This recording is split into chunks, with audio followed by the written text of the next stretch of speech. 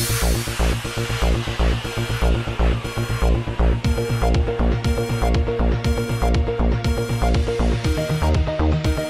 शहर हैदराबाद को जबरदस्त बारिश ने आ घेरा और दशहरा त्योहार की खुशियों को देर तक थमाए रखा, जबकि आम जिंदगी भी मफलूज हो गई। कई नशीबी इलाकों में पानी के भर जाने की शिकायतें मौसूल हुई हैं, जबकि इस सिलसिले में बल्दिया की सारी कोशिशें रायगंज